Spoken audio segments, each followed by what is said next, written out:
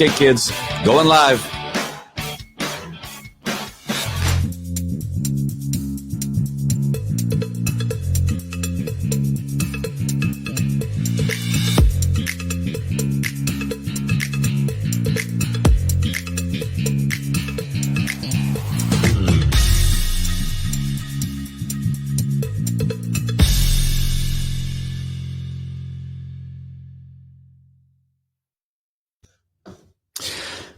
Sorry about that. We're going to go one more thing here. You ready?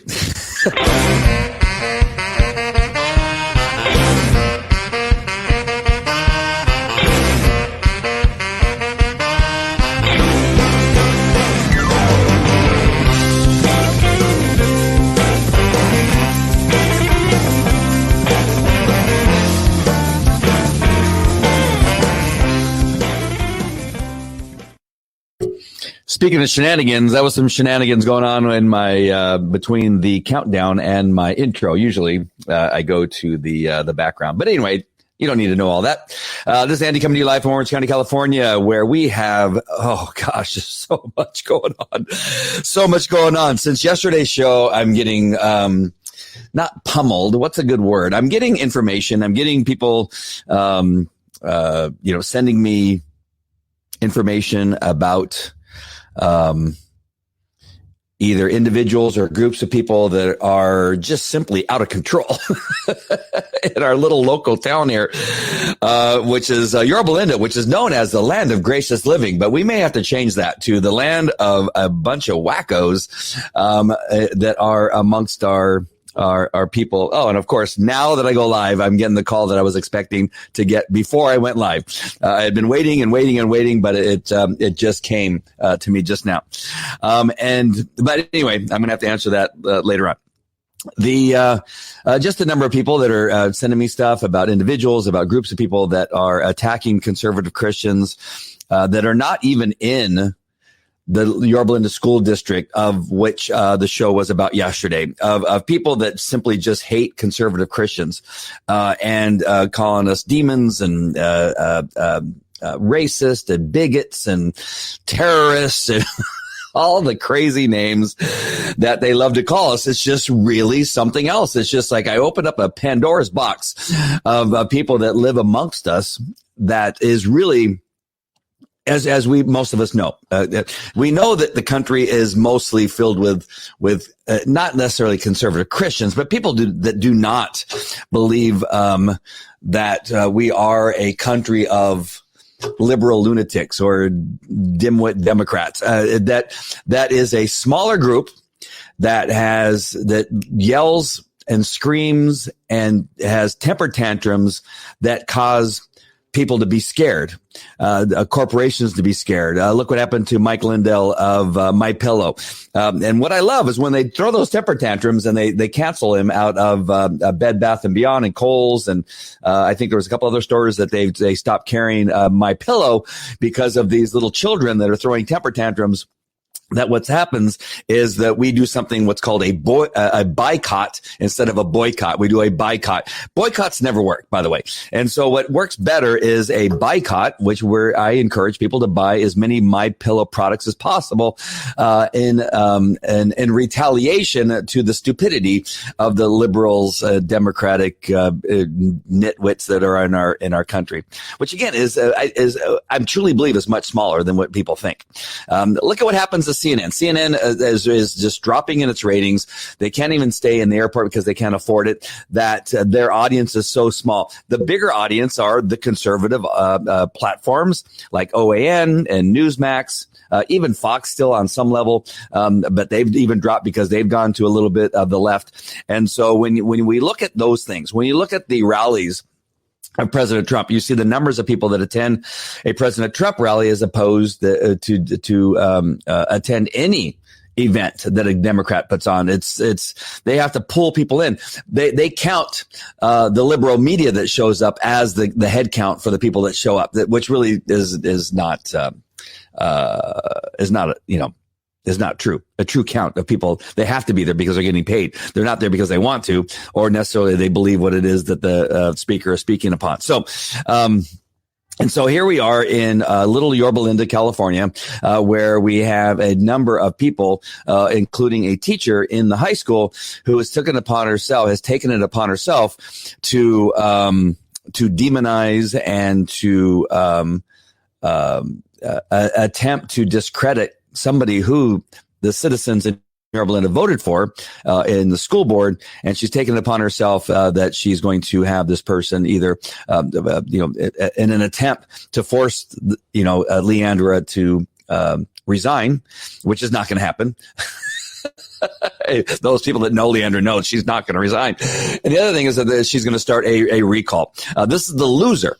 So you have the person who lost to Leandra, who is the one who is heading up and joined forces with other dimwits in our community that are trying to pull a coup of some sort on a school board member, which is just crazy. So my update is this. My update is that I've sent out letters to the principal of the school, to the superintendent at the school board, at the school district, and to the interim principal at Yorba Linda High School to request an interview to see what their position is on this teacher recruiting children in the school to help her in her quest to force Leandra in an attempt to get Leandra to resign, or to help with the recall against. So the loser of the election is attempting, who is a teacher at Yorba Linda High School, is attempting to get students to help her do her dirty work, which is that's a little bit crazy, is it not? It would take a lunatic to do this. And this is who's teaching our kids, by the way.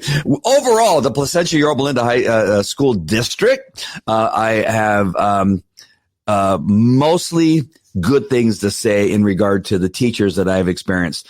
When I have listened in, and I do listen in, regardless if they want me to or not, I listen into the teachers that are teaching my kids and the Zoom calls, when they're on the Zoom calls.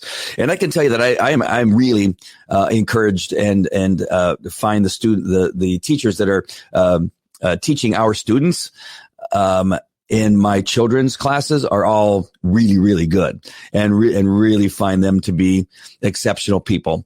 My junior high schooler, the other day, they were talking about truth in media, strangely enough.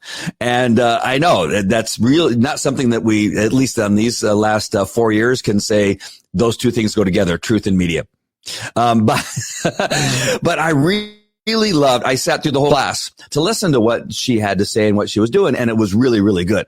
I don't want to go into too many details because I just don't want to say anything wrong or misquote or do anything, but I can tell you that it was a really good, balanced discussion about what somebody watching the news or listening to the news needs to do to be able to discern the truth and not truth in a news story. And I thought the teacher did a really good job of doing this particular study with the students. So I'm really proud of the teacher that did that job. So I'm telling you that because I want to tell you that because we have one lunatic teacher at Yorba Linda High School who seems to be recruiting children to do her dirty work, that's not my experience with this school. So I'll be interested to see, as we continue this investigation, to see who is behind all this and what it is she's doing, and other people that are in the surrounding community that are not even in the school district, what it is that they're going to be doing. I can't wait to tell you more as I begin to learn more. All right. So that's the kind of the update. And I just want you to know that I'm getting more information, that really says that this is wrong. So far, I have yet to get anything that supports their position that Leandra is a terrorist. All right. I have not seen anything yet from anybody that has pointed to in the direction that suddenly that Leandra, who goes from a police officer that served our country well, that served her community well, is somehow become a terrorist in the Yorba Linda School District. But whatever. We'll continue to look at this. First, let me say hi to Priscilla Hey, Priscilla, nice to see you. Thank you for joining. Amy, hello. Thank you for keeping me up to date with some information that you're sending me. Good evening. You call it as it is. Good job. Thank you, Deborah. I appreciate that. And Sandra, an old high school, elementary school friend. Great that you are so involved with your children's lessons online. Thank you. Yeah, well, I just want to be listening, and I want to know what's going on. And especially when they get in these topics, I want to say, okay, what are they going to? What's happening? What are they going to do? Again, this is about teaching our children, not influencing our children one way or another. Teaching the children to be discerning in what it is that they are learning and watching when they're not in school, deciding for themselves, understanding the different policies that people have and how it affects us in many ways in our economy, in our school systems, in our overall life, and the health of our overall as we live in our world, our overall health and what's going on. So. Sorry, I started to go on a couple other tangents here. All right, so the next part, and this is going to be actually a pretty short show because we have just so much going on. Hey, Hetty, nice to see you. I wanted to say something right now, but I'm going to hold off. But Hedia, of course, is a very important person to me. I may be lying if I say hello to my fiance. I'm not sure. But we're gonna keep a lid on that for a future show. But Hedia, I love you. Thanks for joining. And so what I simply wanted to come on and say, things are rolling in the investigation. I've received some text messages. Let me see.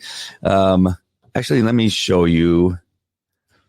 Here's something that's really interesting. Hold on, I got to find the image. There it is. So we have this interesting person that's in our community, and I'm going to have to take off this other screen share that I had already planned. But let me just show you this. So I have an image here. This is a lady who apparently has nothing else to do but to attack people in the community, and she's known as what is her name? In minivan hell. And you gotta wonder, somebody who chooses a handle on Twitter as in minivan hell, how happy she is at being a parent. Right? That doesn't sound like she's very happy being a parent. But yet what she's doing, she's attacking anybody who was a conservative in our community. And of course, when she has an opportunity to say that somebody was at the rally there where the Capitol was breached, that she finds people and finds an opportunity to call them out because she has nothing else to do. And here she says, hey, Orange County Sheriff, y'all opening up an internal investigation or offering her a promotion sort of feel like it could go either way. On the far right is this photo. We see Orange County Sheriff Special Officer, and I won't say her name, Irvine, who happens to be at the rally showing support for the president. Now, did she go into the Capitol? Did she breach the Capitol? Did she do anything of the sort? The answer is probably no. I don't know anything about her. But this is the woman who is also helping the teacher at Yorba High School, who was the loser to Leandra in the effort to get her to resign or to begin a recall and begin a recall movement against the winner, which is ironic. So this woman has nothing else to do. She does not even live in the district, but yet she's finding it to be her position, her job to help in the recall of Leandra, who again is not even representative of her district, where if she has kids that go to school. As far as I know, again, we're getting more details. We're finding out as things go on. All right, so we have that. The next thing is just simple. Yeah, tomorrow is an important day for us because it is the next stage for us conservative Christians on what it is we're going to do to save our country. Who cares who's being sworn in? We don't even care who's getting sworn in tomorrow. Nothing what they have planned is to the benefit of conservative Christians, not anything that I've seen. So tomorrow's a big day for us because this is where we begin our movement. Not that we could care less about the new presidency, because we know that is going to be something that is not going to be good for our country. I've not seen anything yet. It's not going to be good for our children. It's not going to be good for our children's future. Simply raising minimum wage to $15 across the nation is at a time where most businesses are struggling is just an example of they have no idea what it is they're doing. They have no idea what it is that is going to benefit our country, that a blanket decision to double minimum wage in many cases for these small businesses that are struggling.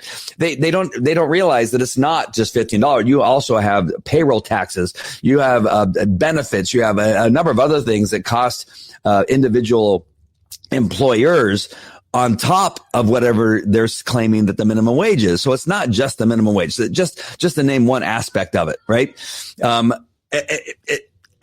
I don't need to go through the whole economics of everything because you obviously, those of you that are watching have common sense and understanding that when a company right now is struggling, trying to even keep somebody on board at, say, $10 an hour, that now you're going to force them at a time that they can barely pay somebody $10 an hour. You're going to force them to pay now $15 an hour. They're not going to have any choice but to fire the person or to close their shop or to close businesses. This is so I'm just telling you that it's not about who's being sworn in tomorrow. It's about where we go. Tomorrow is a big day for us and where it is that we are going to go as conservative Christians and conservatives, true conservatives, not the false conservatives, not the false teachers, not the people that believe in false gods. Those of us that actually have some common sense and understand what needs to happen moving forward. Tomorrow is a big day for us because this is where our new world begins. Where we're going to go, what we're going to do, how we're going to do it, how hard are we going to fight, what it is, where we're going to meet when we need to meet. A whole bunch of stuff is going to begin tomorrow, and our world is completely changing in the way that we are going to be viewing our world from this point. How strong are you going to be? How strong are you going to be? Are you going to be weak? Are you going to hide? Are you going to pretend it's not happening and go silent again? What is it you're going to do? Tomorrow is a big day for you to make a decision. Are you going to be part of the team? Are you going to be part of the anchor dragging us because you cannot muster up enough effort to speak out? You cannot muster up enough effort to join us, that you simply are going to let our country fall to a group of people that have no interest other than power and the destruction of the country and our Constitution. You being silent, you're complicit in the destruction of our country. I've talked to this on the devotional, and I may have talked about it before in one of my regular broadcasts at the Andy Falco show, and that is in God's view that you had during the crucifixion of Jesus Christ, during the process of him being beaten and then carrying the cross through the streets and being spit upon and being cursed at, that those people that stood by and watched and did nothing were equally as guilty as those that were causing the pain, that those that were spitting on him, that those that were calling him names along the way. Those people that stood by and did nothing are equally as guilty as those that participated in the beating of Jesus Christ as he was being crucified. And so this is where we begin tomorrow. Who are you going to be? Are you going to be one of them? Are you going to be simply standing by and watching and saying nothing and doing nothing and being silent? Then you are going to be complicit in the fall of this country if it falls. And so tomorrow is a big day. And that is why I decided to go on today and discuss this matter. That what is it you're going to do? And that's why that's all my message is.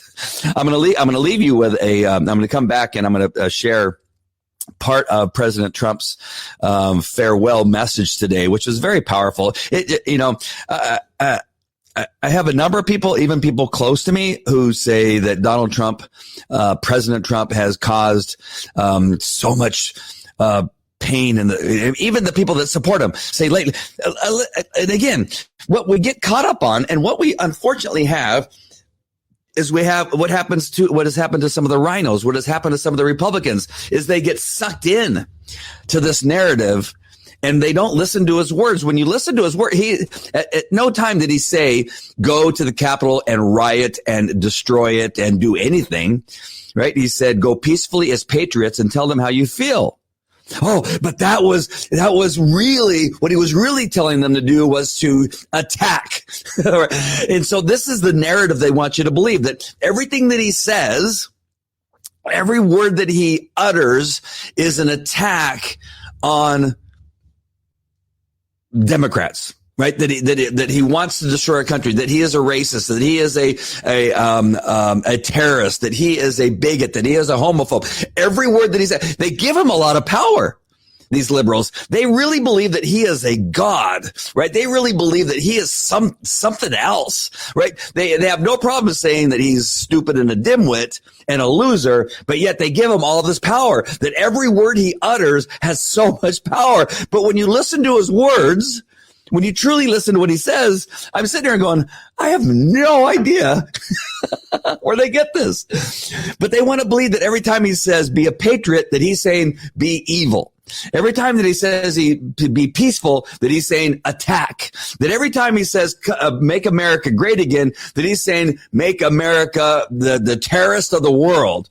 Right? That every word that they say, they turn it into something else completely different. And unfortunately, I know people that are patriots, that are Republicans, and go, yeah, he shouldn't have said make America great. That is really bad. Right? That he shouldn't have said patriotly and peacefully go to the Capitol because, people could take that wrong. What is happening to you? What? You, like many other, are losing your minds. Stay with us. Don't do it. Don't go crazy. You're buying into this narrative that even when he says nice things, that he means things that are evil. You are buying into it. I'm going to play a little bit of his speech today, which was magnificent. He laid out again all the great things that he did while he was president. And again, people are saying that, well, when he says that he got peace in the Middle East, that somehow that's bad. When he says that, he's bringing the troops home, well, that's bad. When he says that he's the only president that has never started a war or continued a war in our history, that is bad. That he has done more for the black community, that is bad. When he's done more for the Hispanic community, that is bad. When he has created the best economy our country has ever seen, somehow that is bad. Right? No matter what he says, it really is a wacky. They've even affected you sometimes, the Republican. Some of my friends that are Republicans, you're even saying that, yeah, well, we just need to distance ourselves for President Trump. And sometimes I go, maybe that's true, but other times I go, but why? But why? Because maybe you don't like that he was a business. The great thing is that the one thing that I can say that I love more than anything else as conservative Christians or conservatives or even Republicans is that we are able to get a regular man or woman, or it doesn't matter that he's a man. Listen, I know people get all crazy when I say man. Man is evil. Man is bad. But we're able to get a person. Is that okay with you? Oh my God. Even I'm being affected. Okay, I'm going to say it. We got a man into the presidency who is like us. Oh, I know. No, he's a billionaire. No, listen, he got a non-politician. How about that? A non-politician who had common sense, who knows how to run a business. I know he's bankrupted a couple. All business owners have had highs and lows. Trust me, I've had highs and lows. That we got a regular man who knows how to run a business, go in there and do things that nobody's been able to do before. The only president not to start a war. The only president to bring peace in the Middle East. The only president to take our economy higher than it's ever been before. The only president to do more for the black community than any other president, including the black president, Bill Clinton. And then what that other guy that wasn't quite black, Obama, right? He did more than those two for the black community. Why? Because he was a regular guy, because he wasn't a politician. So tomorrow, as we're leaving this era of not being ruled by a politician, we're going to be going in to being led by a politician that does not have the Americans' best interests in mind. The only thing he has in mind is staying in power. right? He's been able to stay, this guy that's coming in, this dimwit, this guy with dementia that somehow people think doesn't have dementia. There's maybe 5-6 people that maybe think he doesn't have dementia, but everybody knows he has dementia. They think it's okay to put a guy like that who's been dumb his entire career, who has never been on the correct side of a vote to save his life, that you now think that suddenly he's going to be different as president. That's like marrying a wife beater and thinking, well, I know that he's had 3 other marriages where he's beat his wives. But you know what? I'm going to change him. I'm going to make him different. No, you're not. He's going to beat you too. All right. So that you think that somehow he's going to be different, that he's not going to be the pedophile type guy that he was before and petting the children as we've seen on film on video. If you think that somehow he's going to be different, you're wrong. If you think Kamala Harris, the person that could not get voted in the early stages of the Democratic Party primaries, that you thought that because that somehow because she couldn't even make it through that process, that now she's going to make a great president, you guys are crazy. You've lost your mind. So it is important what's going to be happening tomorrow is not what's happening for them. It is a new era for us. What is it that we're going to be doing moving forward? Are we going to stay strong, or are you going to be hiding? I know I am repeating myself, but I want to just repeat myself. I'm telling you, what is it you are going to do tomorrow? To wake up, to not be silent, to be part of the church, not against the church. What is it you're going to do for God, not against God? What are you going to do for your children, not against your children? What is it you are going to do? Laying and putting your head in the sand and hiding in your house underneath a blanket, sucking your thumb is not going to work. That's how we got into this position. And so we need to wake up. All right, let me play a little bit of President Trump's, and it's that I would actually go and watch the whole thing. I think it's fantastic. And again, people are going to say, well, look at that. He's saying that America's great. That means that it's horrible. You guys are nuts.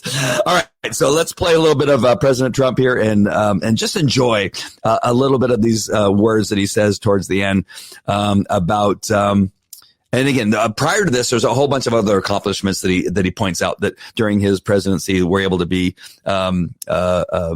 arrived at, and he was able to do because he's not a politician. So let's just listen to this part here.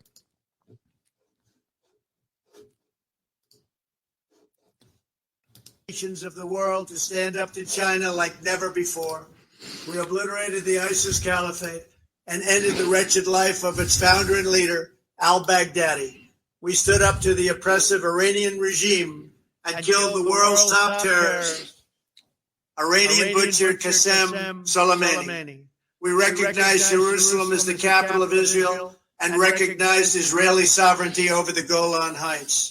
As a result of our bold diplomacy and principled realism, we achieved a series of historic peace deals in the Middle East. Nobody believed it could happen. The Abraham Accords opened the doors to a future of peace and harmony, not violence and bloodshed. It is the dawn of a new Middle East, and we are bringing our soldiers home. I'm especially proud to be the first president in decades who has started no new wars. Above all, we have reasserted the sacred idea that in America, the government answers to the people. Our guiding light, our North Star, our unwavering conviction has been that we are here to serve the noble, everyday citizens of America. Our allegiance is not to the special interests, corporations, or global entities. It's to our children, our citizens, and to our nation itself. As president, my top priority, my constant concern, has always been the best interests of American workers and American families. I did not seek the easiest course. By far, it was actually the most difficult. I did not seek the path that would get the least criticism. I took on the tough battles, the hardest fights, the most difficult choices, because that you elected me to do. Your first and last unyielding focus. This, I hope, will be our greatest legacy. Together, we put the American people back in charge of our country. We restored self-government. We restored the idea that in America, no one is forgotten because everyone matters and everyone has a voice. We fought for the principle that every citizen is entitled to equal dignity, equal treatment, and equal rights because we are all made equal by God. Everyone is entitled to be treated with respect, to have their voice heard, and to have their government listen. You are loyal to your country, and my administration was always loyal to you. We worked to build a country in which every citizen could find a great job and support their wonderful families. We fought for the communities where every American could be safe and schools where every child could learn. We promoted a culture where our laws would be upheld, our heroes honored, our history preserved, and law-abiding citizens are never taken for granted. Americans should take tremendous satisfaction in all that we have achieved together. It's incredible. Now, as I leave the White House, I have been reflecting on the dangers that threaten the priceless inheritance we all share. As the world's most powerful nation, America faces constant threats and challenges from abroad. But the greatest danger we face is a loss of confidence in ourselves, a loss of confidence in our national greatness. A nation is only as strong as its spirit. We are only as dynamic as our pride. We are only as vibrant as the faith that beats in the hearts of our people. No nation can long thrive that loses faith in its own values, history, and heroes. For these are the very sources of our unity and our vitality. Sorry about that. I didn't mute my mic right away. But I want to leave that last part, is that he leaves so much up to us. And it will be up to us as we move forward to take what it is that he was able to accomplish and move forward, and now move forward without President Trump and as conservative Christians. Jack Hibbs, our pastor at the church that I attend with Hedia at Calvary Chapel, Chino Hills, and many of you that watch also enjoy watching, is that he was asked a question about what are you going to do now that President Trump isn't in power, that the Christian movement and conservative Christians are going to fall apart, as if Donald Trump was our God. And no, that again, this is really bizarre, that just because he's no longer president doesn't now mean that all conservative Christians or conservatives now just give up and say that, oh, now there's nothing for us to do, or now we have nobody to follow, or what? President Trump was just one man on earth who had the ability to shake things up, to waken people up, to expose the demons that are in our republic. And now we know who they are. Many of them are also Republicans, right? And so we're now able to see them. He shined light on the devils and the demons that are in our government. He shined light on them. And God used President Trump, I believe, for that purpose. And maybe only for that purpose. Who knows? I mean, a lot of other good things were done, but the main purpose is that now light has been shined on those that we need to now vote out, be wary of, and not allow to control us or our country. So I think the fact that God used President Trump in many ways, we need to be thankful to God for that. Now that Donald Trump is not president, does that mean that our values change? Does that mean that our efforts to change our country change? No. It's just that we don't have him there. We just continue on and we move on. The good news is now we know who the Republicans are that we can't trust, that need to be voted out very clearly, especially towards the end. I think that was one of the greatest things towards the end of the presidency, is that now we're able to see that Lindsey Graham is not on our side, that there are a great deal of other people that are not on our side. They are weak. They are weak-kneed people. They could not stand there for the fight. We thought they could. Some people, I'm a little bit questionable, but Dan Crenshaw, right? Dan Crenshaw, you thinking, wow, he's so strong. And then all of a sudden you see some weakness. You see some weakness in his dedication to our cause. Liz Cheney, you're just like, okay, now we know we got to get her out.